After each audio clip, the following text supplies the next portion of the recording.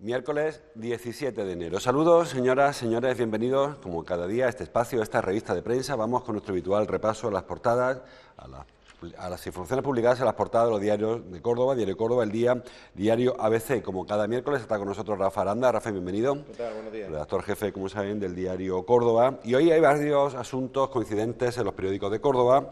Quizá el más significativo es con el que abre el diario de Grupo Z, el decano de la prensa local, el Diario Córdoba, titula: El Córdoba, club de fútbol, añado yo, el Córdoba deberá abandonar la ciudad deportiva en unos meses. Una información que también se reproduce en todos los periódicos, en un sitio u en otro. El diario ABC lo trae también, creo, en su portada. En fin, va por ahí repartido. Todos los periódicos, sí, el diario ABC con foto para Carlos González. El juzgado condena al Córdoba al desalojo de la ciudad deportiva, dice, y el diario El Día también lo trae por algún sitio que lo he leído antes. Bueno, ese era un asunto, Rafa, que era muy esperado.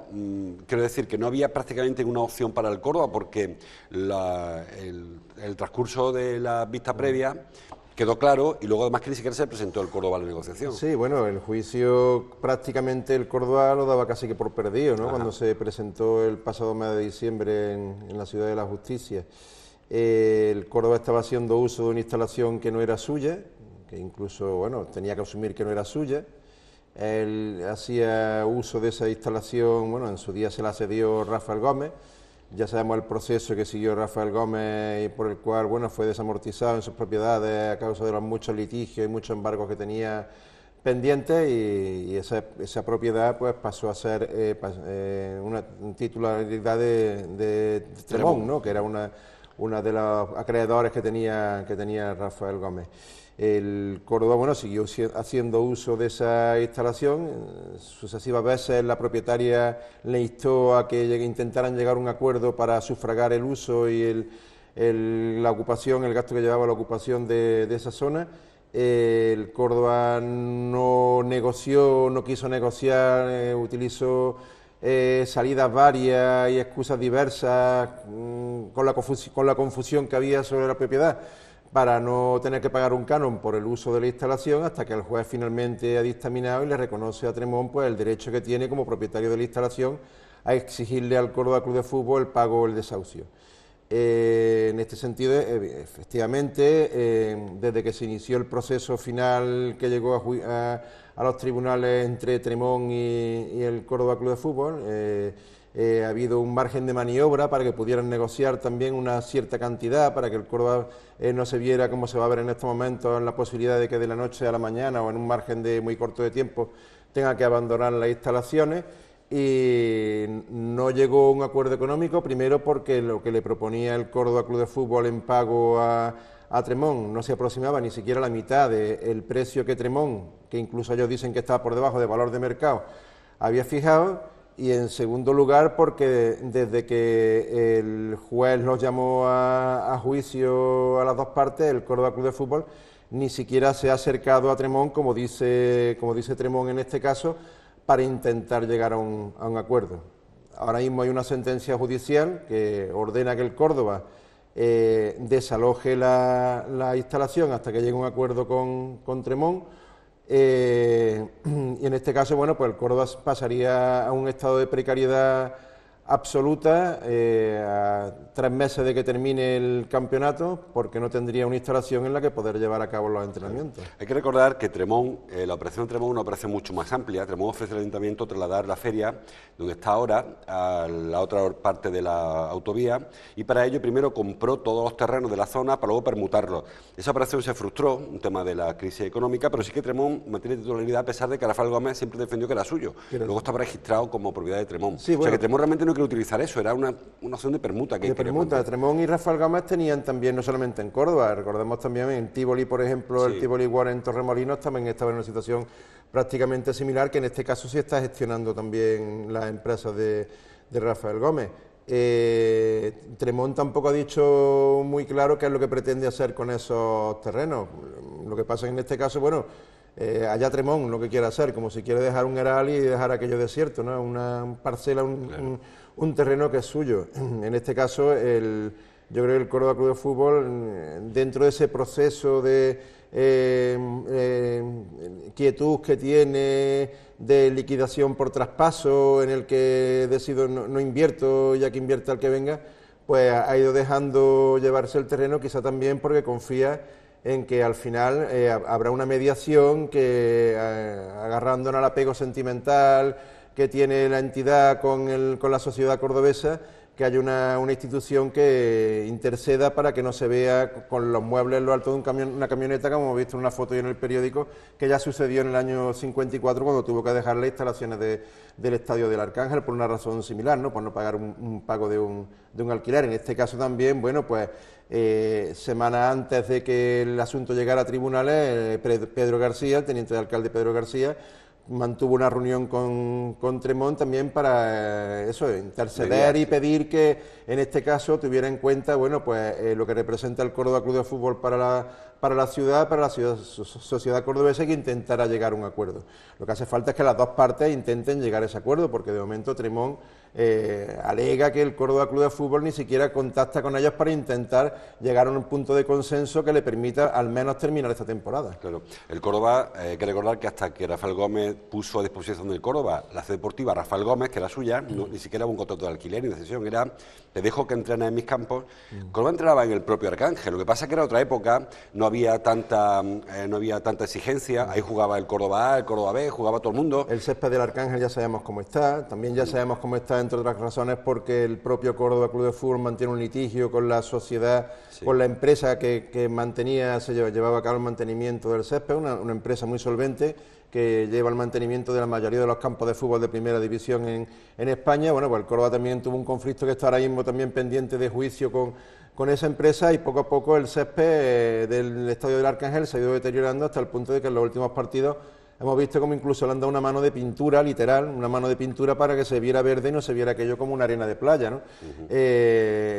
Claro, en una competición profesional de máxima exigencia, en la que incluso se pone en peligro la integridad física de los jugadores profesionales, no es aconsejable que el césped del Arcángel tenga un troteo de uso como el que le podría dar el entrenamiento del Córdoba todos los días. Pero es que el problema va más allá del Córdoba Club de Fútbol. Recordemos que el Córdoba Club de Fútbol es la punta del iceberg de un club que por debajo tiene un equipo filial, que por debajo tiene una serie de equipos de categorías inferiores que también estaban entrenando ahora mismo en la ciudad deportiva de Rafael Gómez y que van a tener también que buscar un cobijo en alguna otra instalación. En este caso, posiblemente, quizá por aquello de que también ya hay colectivos de padres detrás, que no se trata de identificarlo tanto como un ente profesional, sino como eso, una labor también que se lleva a cabo de docencia a través de deporte con categorías inferiores, pueda encontrar un mayor arrope por parte de instituciones para que le cedan instalaciones a otras instalaciones municipales, y además porque esas instalaciones municipales, bueno, son de césped artificial, se pueden adaptar más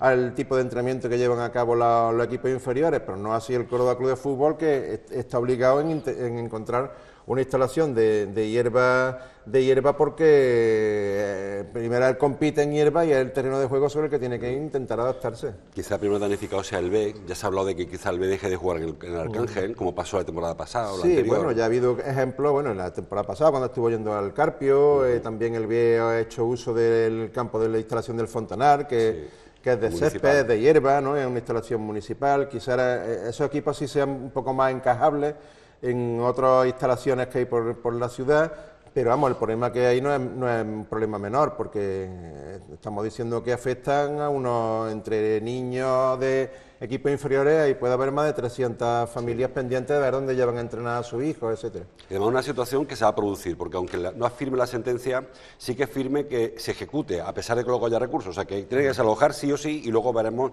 si hay recursos. Y luego además, Rafa, con esta operación sacan otros colores más al Córdoba. El Córdoba no tiene patrimonio, el campo de fútbol que usa es municipal, la sede deportiva no es suya, suyo son las porterías, las botas de los jugadores. La grandeza que puede tener el Córdoba, hay que reconocerle al Córdoba en este caso, una entidad que tiene 64 o 63 años de existencia, es que haya sociedades, empresas de fuera de Córdoba que se la estén rifando solamente por la marca, por el nombre de Córdoba, porque lo que el Córdoba Club de Fútbol aporta es prácticamente cero. Aporta un puñado de jugadores que no todos tienen contrato más allá del 31 de junio. Sí.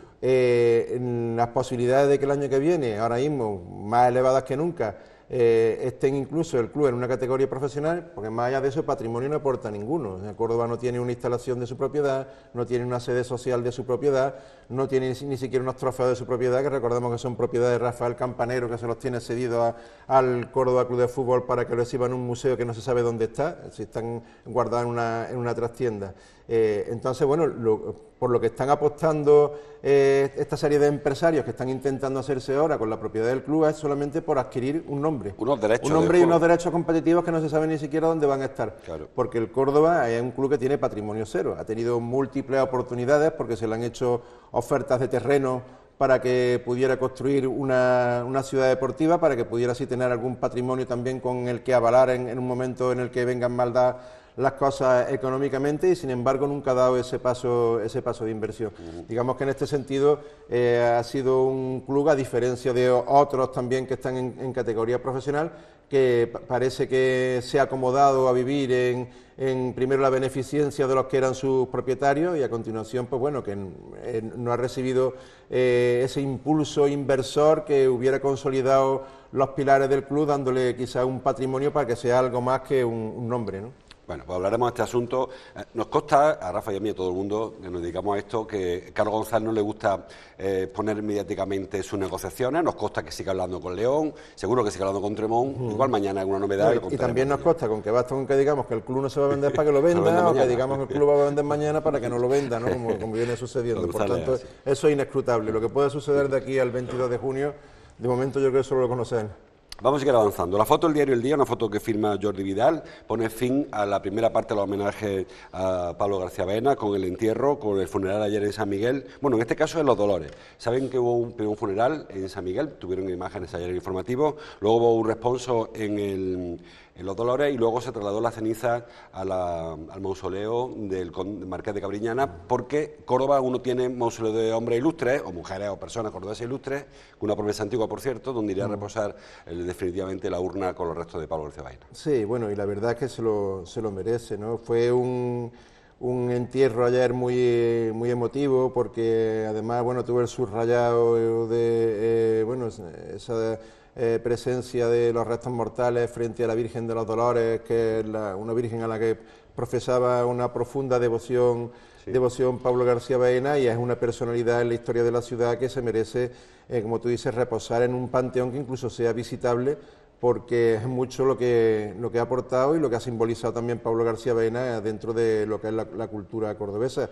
Ayer, más allá de enterrar a Pablo García Baena, Córdoba estaba enterrando al último exponente en vida de una de las mayores generaciones culturales que ha habido en Córdoba, como es la reconocible generación del Grupo Cántico, de la que por desgracia ya solamente queda un exponente, que es Ginés Liébana, con vida. Sin embargo, bueno, desde el punto de vista poético, el Pablo García Baena era el último representante vivo.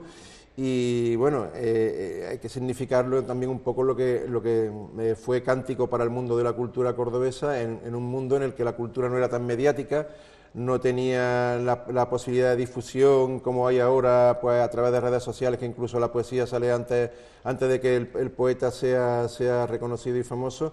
Y Cántico pues volvió a situar al mundo cultural de Córdoba en primera línea en una época muy oscura. Pues sí, Córdoba tenía una deuda pendiente con Pablo García Baena. En este acto de su fallecimiento se han cubierto, y ahora queda pendiente otro homenaje. Se anunció ayer en el Pleno, tanto a Pepe García Marín como a Pablo García Baena, que Emilio Mente lo anunció. Bueno, tenemos ese arranque de año tan luctuoso que nos está sacudiendo emocionalmente a Córdoba. Primero con la muerte, también no olvidemos de la voz de Córdoba durante los años 60 y 70, Rafael López Cansino, posteriormente Pepe García Marín, Pepe del Caballo Rojo, con lo que se ha significado también para el impulso de Córdoba a través de la gastronomía, y casi, bueno, de seguido, no estábamos olvidando todavía o secándonos las lágrimas por la muerte de Pepe del Caballo Rojo, pues nos ha dejado Pablo García Baena en una edad muy avanzada, ya muy delicado de salud. De hecho fue una recaída lo que se lo ha llevado por delante. Voy a contar, yo tuve la fortuna de visitarlo en su casa hace menos de un año por razones profesionales. Jamás había estado allí y me encontré con un lugar que yo creo que debe ser un lugar de culto en Córdoba. Reivindico desde aquí la posibilidad de que claro, con la connivencia de su familia, de que aquello pueda ser una casa visitable, una casa museo, porque en realidad era eso, en realidad era un pequeño museo donde acumulaba obras de arte, donde había muchas recreaciones de la Virgen. He dicho antes que era un hombre muy devoto de la Virgen de los Dolores, pero también además era curioso porque compartía su devoción con la Virgen con una también devoción, quizá no al mismo nivel, pero sí casi que fanática, diría en el buen sentido de la expresión, con la actriz Marlene Dietrich. La casa estaba llena también había una combinación muy curiosa muy mitómano, muy mitómano, entre cosas muy, bueno, relacionadas con la imaginación y la fantasía, que corresponde para un tipo que vive también de las letras y de hacer de la palabra un arte. Muy sacra y otra muy frívola. Por eso digo, igual que en otros casos que vemos también fuera de Córdoba, en el que existe ese reconocimiento de reconocer, cerrar como un pequeño templo devocional a hijos de su cultura, pues que en Córdoba también llegásemos a plantearnos la posibilidad de que esa curiosa casa, ya digo, o sea, yo tengo la suerte, reconozco que tengo la suerte de haber echado con él un rato de charla allí en ese hogar, y me llamó mucho la atención esa casa, bueno, pues cómo puede ser un sitio también que se mantenga para que posteriores generaciones reconozcan también en él el alma de Pablo García Reina. ¿Habla de la calle Parra? ¿Dónde es? En la calle Juan Rufo. Juan Rufo, Parra donde nació. Parra fue donde nació. Bueno, seguimos avanzando, que se nos echa el tiempo encima. En la otra foto que tenemos la portada, la del diario Córdoba, que trae en su portada un desfile de moda en París Fashion Week, y titula Palomo Spain en París. Y la foto, pues uno de los modelos de Palomo Spain, que ayer desfilaron en la pasarela más prestigiosa del mundo. Palomo Spain tiene la circunstancia de que es de Posada. Se llama Alejandro Gómez y es de Posada. Bueno, es de Posada y ejerce de Maleno porque su taller está ahora mismo también ubicado en Posada. Ayer, bueno, pues desfiló en la primera jornada de la Semana de la Moda del Hombre de París, con unos diseños que yo estoy seguro que ni tú ni yo nos pondríamos para salir, esa foto por lo menos a la calle. Es moda de hombre, esa que están viendo de la foto, ¿eh? Es moda de hombre para salir a la calle con ellos. Sin embargo, bueno, en muy poco espacio de tiempo, es un tipo de moda que también tiene su seguidor, su adepto, y en muy poco espacio de tiempo la verdad es que se ha impulsado a la primera línea, no voy a decir de la moda española, sino de la moda internacional. La Palomo Spain, su firma ya es reconocida en las principales pasarelas del mundo, está en Milán, está en Estados Unidos, ahora vuelve a desfilar otra vez en París, y el éxito conseguido en este caso también por Palomo Spain pone en valor también el importante papel que están desempeñando algunos diseñadores cordobeses también en la vanguardia de la moda, que también sería otra vía por la que tirar para también potenciar aquello que quieren llamar la marca Córdoba, ¿no? Ponemos entre sus pioneros al propio Liebenhager, que recibió un homenaje hace relativamente poco aquí en Córdoba por parte de sus paisanos, con lo que también ha supuesto su figura para la moda española. Ha sido puntero, es reconocido como uno de los principales vanguardistas de la moda en España. Vittorio Luquino también tiene raíces palmeñas, de hecho en Palma del Río ahora están haciendo a través de la fundación de Vittorio Luquino, están haciendo una casa museo con más de 500 piezas bueno, lo que ha supuesto también todo su diseño. Es muy reconocida en las principales pasarelas, estamos acostumbrados a desfilar en Madrid, en Cibeles, a Juana Martín. No voy a seguir citando nombres porque seguro que de alguno me olvidaría, pero en suma, la moda cordobesa, la creatividad cordobesa, Córdoba es una ciudad muy creativa, nos reconocemos que somos una tierra de artistas, de orfebres, con lo que ello supone de que algo tendremos en nuestra imaginación para cuando tanto se valora. Pues bueno, dentro de ese mundo creativo, como es el mundo del diseño, también Córdoba está empezando a posicionarse en una línea en la que, bueno, pues quizá también se podría intentar amortizar también como una parte importante de la marca Córdoba, como ya lo viene siendo el mundo del caballo, como ya lo viene siendo el mundo de la gastronomía, aparte ya de, bueno, de todo lo que es nuestra riqueza cultural y monumental. Luego hablaremos de turismo y de atractivos cuando lleguemos a esa parte. Vamos a acabar con los titulares. Ahora hay una serie de titulares estadísticos. Por ejemplo, dice el diario El Día: la mitad del profesorado reconoce que en sus centros hay acoso escolar. También el diario ABC lo trae en su portada. 1 de cada 2 docentes admite que hay acoso. También hay referencia al diario Córdoba. Llevamos una semana hablando de acoso e incluso de agresión. Veíamos allá en el Córdoba el tema de la chica del tablero. También ayer hablaba el AMPE de la violencia en las aulas, de la violencia hacia el profesor incluso. La comunidad educativa tiene un tema pendiente importante, el tema de la violencia en el aula, el acoso en el aula y de cómo tratar eso, porque reformas educativas últimas quizás han restado mucha autoridad al profesor y eso va en un franco deterioro. Digamos que el sindicato mayoritario en el tema de la docencia, de la enseñanza, que es el CESIF, precisamente está organizando una jornada para educar a los profesores, al mundo docente, en cómo tiene que responder ante un caso de acoso dentro de su jornada laboral, dentro de los centros educativos. Y en este contexto, al dar a conocer esas jornadas que se van a celebrar próximamente en Córdoba, pues volvió otra vez a hacerse alusión a una encuesta que no es de ahora. La encuesta se dio a conocer ya en el mes de junio, lo que pasa es que ayer volvieron a sacarla otra vez para hacer referencia al tema. Dentro de que es grave que el 69% de los profesores en Córdoba, creo que el 52% en primaria, o sea, con niños ya pequeñísimos que se atreven a ponerse gallitos dentro de la clase, reconocen que han sido acosados dentro de la aula. El 80%, un dato muy significativo, es que el 80% de los profesores dicen que no saben cómo reaccionar en ese caso, no saben hasta qué punto o cuáles son los resortes que ellos tienen dentro de sus competencias para intentar hacer caso pues a un menor que en este caso pues intenta incluso agredirle si no le ha agredido ya en sí, o por parte de padres también, que muchas veces la culpa no la tienen los menores, sino su propio entorno, los propios padres que no solo se lo consienten, sino que se convierten en cómplices y también acosan al docente. En este sentido, bueno, pues posiblemente esa asignatura pendiente, esa gran asignatura pendiente que haya dentro del marco educativo sea aleccionar o enseñar cuáles son las posibilidades que tiene un profesor para intentar defenderse en un caso de acoso como este, ¿no? El profesor en este sentido, bueno, pues es muy vulnerable. Tanto el alumno dentro de que no es mayor de edad, pues se siente protegido por las leyes para intentar, bueno, pues saber qué puede dar sin el temor a que vaya a recibir, y muchas veces también pues los profesores se sienten coaccionados en ese sentido porque no saben cómo reaccionar, ¿no? Se ha pasado de una desprotección a una hiperprotección hacia el menor, que en ocasiones pues va en deterioro de la relación vivencial del aula, porque un alumno, lo dicen muchos profesores, un alumno en un aula puede estropear el trabajo de todo un año para todo el grupo. Y además, ojo, porque no estamos hablando de colegios conflictivos. Cuando se hablan de casos como estos, siempre uno identifique, bueno, zonas marginales, zonas conflictivas, en las que, bueno, pues hay menores a lo mejor que han sido educados, pues, en otros valores que no...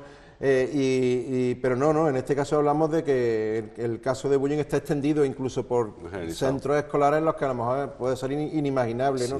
Que se lleguen a producir casos como ese. La otra estadística a la que yo me refería viene en el diario ABC, titula 8 de cada 10 españoles quieren mantener la prisión permanente. Saben que hay un debate ahora en el Congreso porque la prisión permanente revisable la introdujo el Partido Popular en la época de Gallardón, y ahora hay un debate, aprovechando la mayoría de la oposición en el Congreso, para revocarla.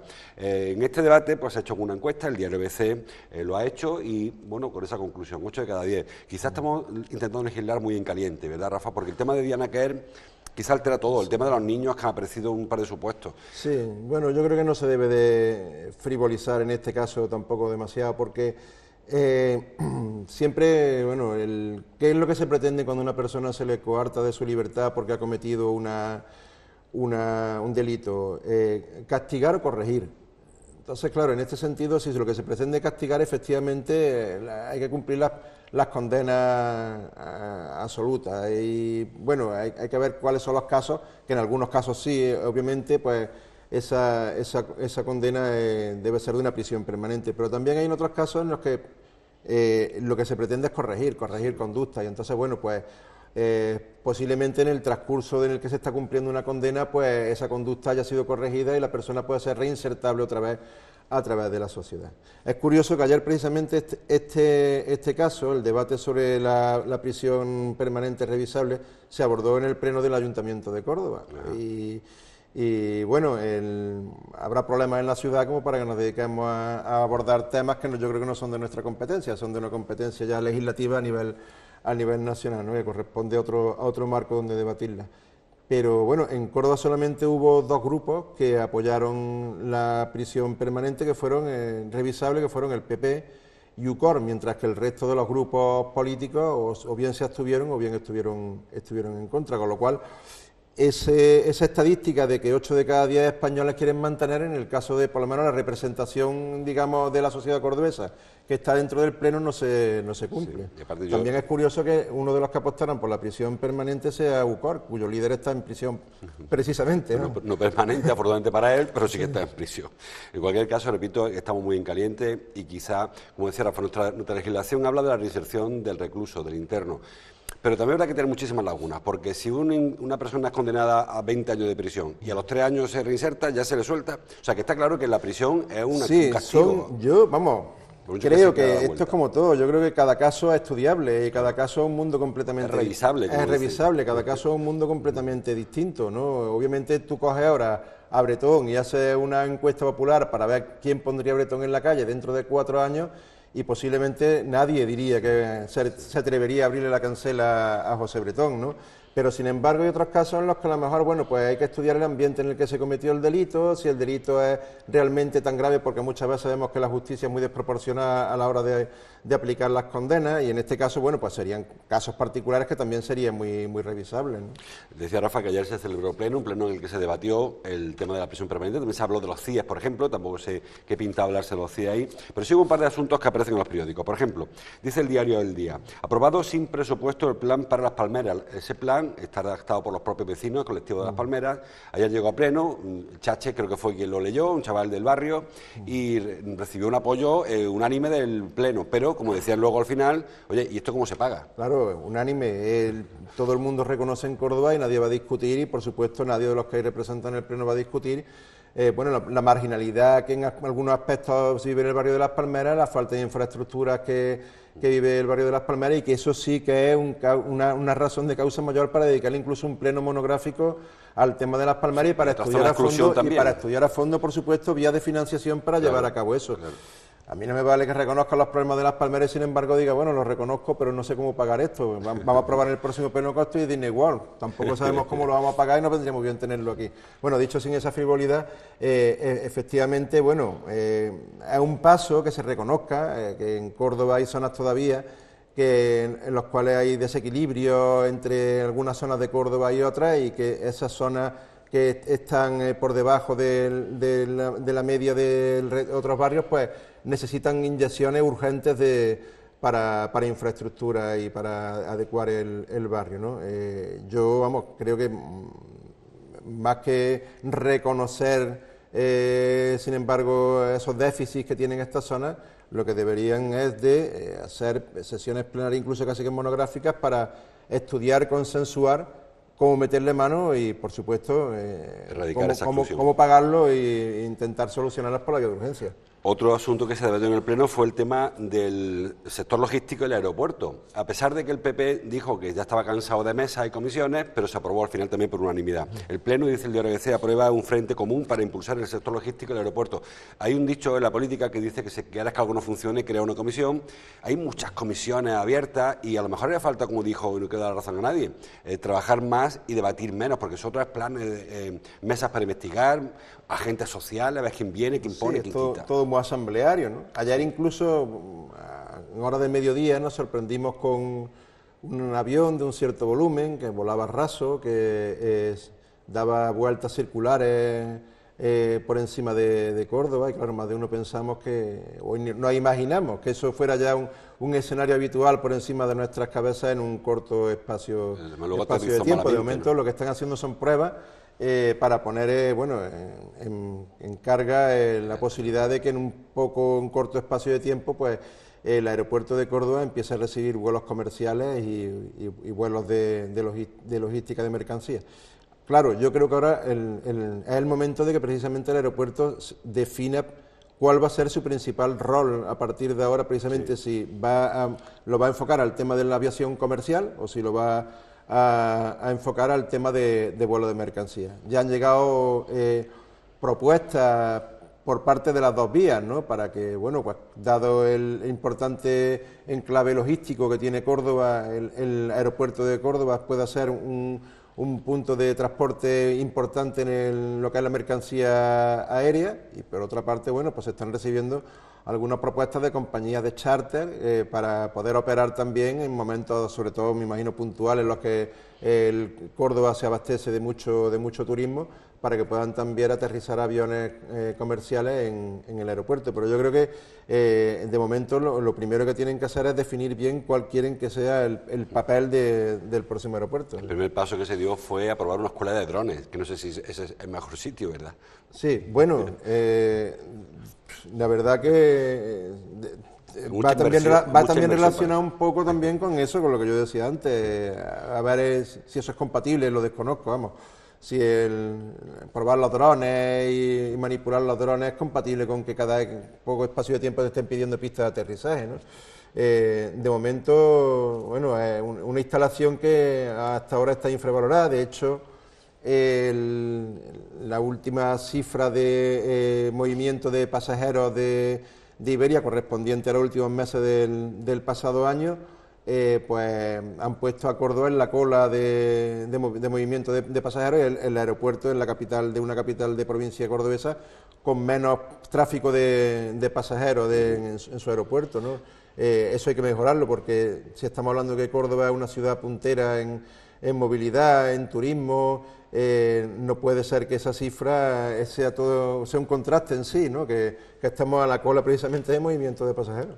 De lo que no se habló en el Pleno, estamos ya fuera de hora, fue del callejero. Estaba previsto que ayer se debatiera el nombre de algunas calles de Córdoba, al final salió del orden del día, se supone que irá al Pleno de febrero, pero sí que hubo un debate ayer por la tarde en el Círculo, que organizó la tertulia gastronómica La Crátera, y se constató que acuerdo y poquito, que todo el mundo quiere consenso, pero nadie cede ni un ápice en vía de ese consenso. No, seguimos las mismas. Está el diario Córdoba, la portada, sí. Perdón, el diario Córdoba. Seguimos las mismas y seguimos lo mismo que te he dicho antes, o sea, habrá que pasar por varias asambleas previas posiblemente para intentar consensuar cómo resolvemos el tema.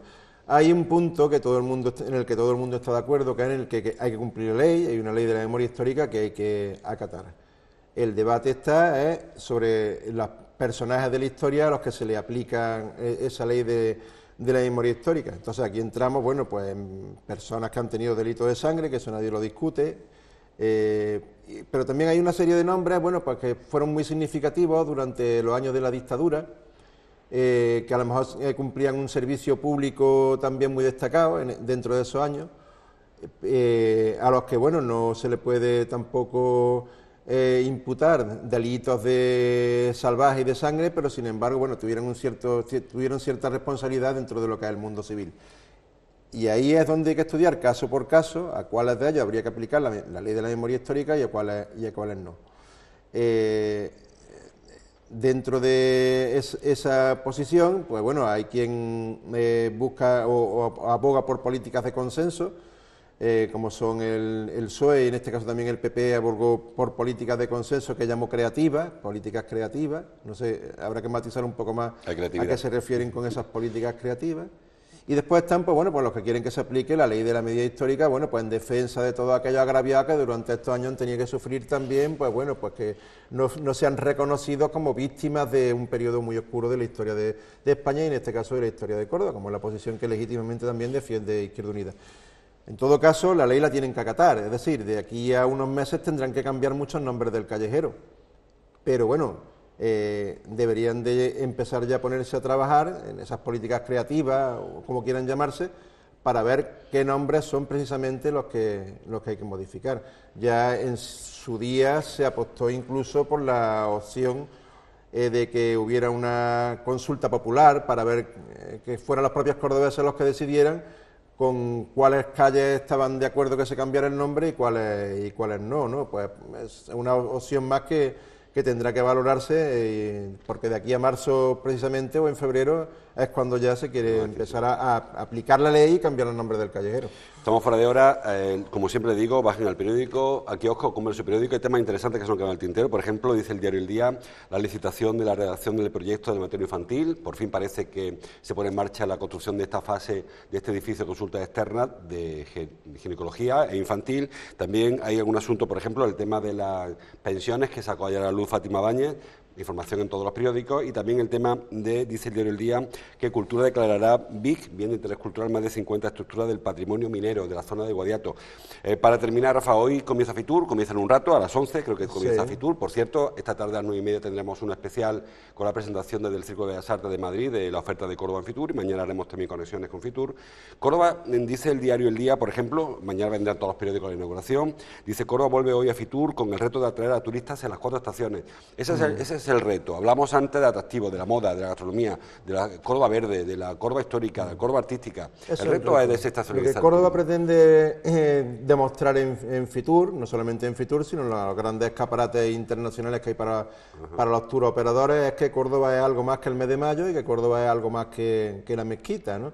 En este caso, bueno, también Fitur este año se va a aprovechar para lanzar un guiño a la candidatura de Medina Zara como Patrimonio de la Humanidad, que lo decide la UNESCO este año. Pero básicamente lo que Córdoba pretende es eso. Córdoba pretende demostrar que es un lugar visitable durante las 4 estaciones del año, que la oferta, el atractivo de Córdoba va más allá de un recinto floral que explota en el mes de mayo y que tiene visualmente mucho atractivo, pero que dentro de nuestra oferta hay muchos puntos de interés a lo largo de los 12 meses del año, pues llámase por ejemplo el Festival de Flora, que fue un gran éxito a lo largo de septiembre del 2017, el mundo del caballo, el tema de la gastronomía, el potencial turístico que ofrece la provincia a través de sus vías verdes o a través también de su riqueza de turismo rural o monumental. En suma, que Córdoba quiere intentar potenciar ese motor, ahora mismo uno de los mayores motores que hay en nuestra economía, que es el turismo, y tiene argumentos realmente para intentar hacerlo.